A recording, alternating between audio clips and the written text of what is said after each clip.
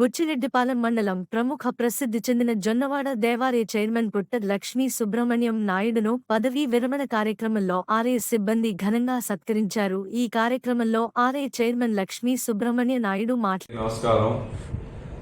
నెల్లూరు జిల్లా బుచ్చిరెడ్డిపాలెం మండలం జొన్నవాడ పుణ్యక్షేత్రం శ్రీ మల్లికార్జున స్వామి కామాక్షి అమ్మవారి దేవస్థానం నందు ఈరోజు మాకు మా స్టాఫ్ పూజారులు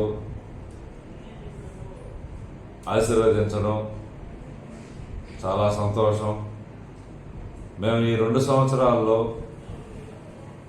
అనేక మంది దాతల చేత అనేక కార్యక్రమాలు, అనేక పూజలు దేవస్థానం నందు భక్తుల సమక్షంలో, జొన్నవాడ గ్రామ ప్రజల సమక్షంలో అనేక రకములైనటువంటి పూజలు ఏర్పాటు చేసుకొని స్వామి అమ్మవారి దీవులను తీసుకోగలిగాం. నిజంగా నాకు చాలా ఆనందంగా ఉంది. నా పూర్వజన్మ సుకృతంగా నాకు అమ్మవారి సేవ చేసుకునే భాగ్యం కల్పించినటువంటి గౌరవ శాసనసభ్యులు శ్రీ నల్లపరెడ్డి ప్రసన్నకుమారెడ్డి గారికి, వారి కుటుంబ సభ్యులకి ధన్యవాదాలు తెలుపుతూ, అలాగే నాకు సాధిదాతలు అందరికి కూడా నేను పాదాభివందనం చేస్తూ,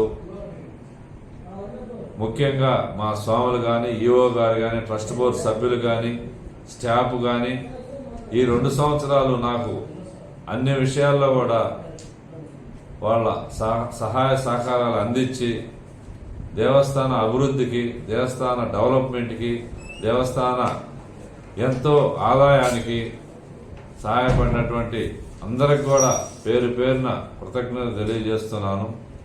ఈ 2 సంవత్సరాల్లో దేవస్థానం చాలా అభివృద్ధి అయింది. మంచి ఆదాయాలతో దేవస్థానం ఉంది.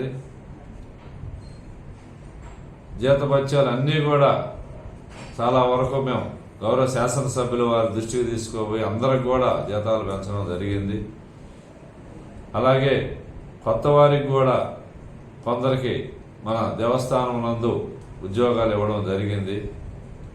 ఎక్కడ అవినీతికి తావు లేకుండా, ఒక్క రూపాయి కూడా అమ్మవారి సొమ్ము బయటికి పోకుండా, ఎవరు ఫ్రాడ్ చేయకుండా ఈ 2 సంవత్సరాలు ప్రతి రూపాయికి జవాబుదారిగా నేనుండి అమ్మవారి సొమ్ముని కాపాడి ఈరోజు దర్శనం చేసుకొని నేను పోయి వస్తాను. మళ్ళీను నాకు చాలా సంతోషం.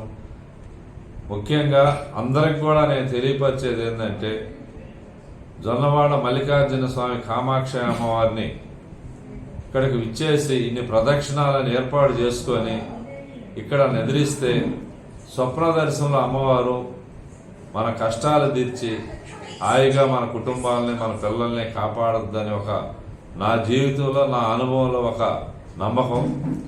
కావున భక్తులందరూ కూడా అమ్మవారిని సేవించండి, ఆమె ఆశీర్వాదంతో ధరించాలని, అందరూ సుఖ సంతోషాలతో ఉండాలని మరీ కోరుకుంటూ సెలవు తీసుకుంటున్నాను.